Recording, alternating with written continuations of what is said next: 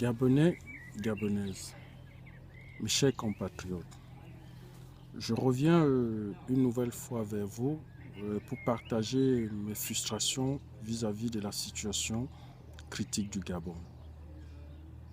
Euh, il y a 3 ans, en lisant un article, La Tour de Garde, c'est une publication des témoins de Jéhovah, il était écrit dans cet article que le Gabon avait toutes les caractéristiques semblables au jardin d'Éden, donc où vivaient les premiers hommes. Ça veut dire que où toutes les conditions étaient réunies en matière de la faune, la flore et richesses naturelles et tout, le Gabon, il les a.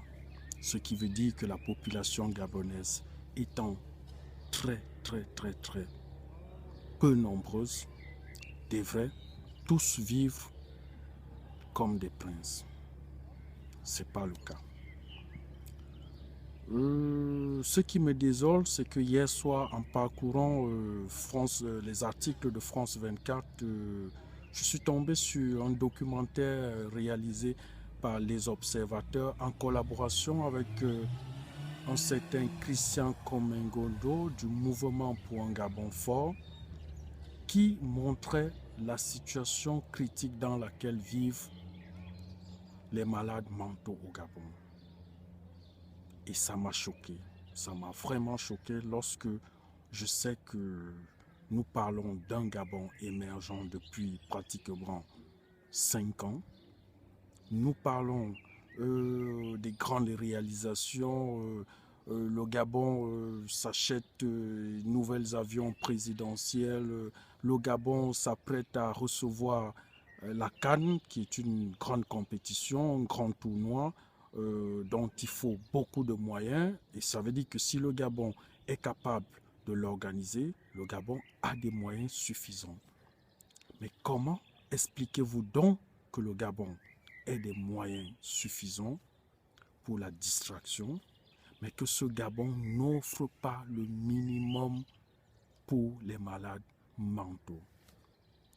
Je reviens, j'ai lu un article de Time Gabon, un journal gabonais, surtout en ligne, et qui décrivait la vision, la politique de l'émergence comme étant une politique qui ressemble un peu à celle de Barcelone, où tout était collectif et dont les fruits devraient aussi se partager entre tous.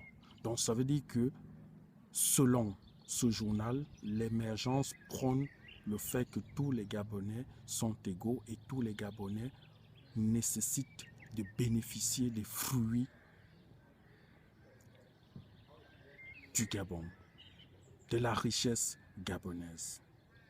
Sauf si ce journal, ou bien l'émergence, ou bien je ne sais pas, les gouvernements, ou je ne sais pas qui, me diront le contraire, en se basant sur cet article, ou en se basant sur plusieurs discours que nous entendons ça et là, qui à chaque fois reviennent et nous font comprendre que le Gabonais est d'abord la priorité.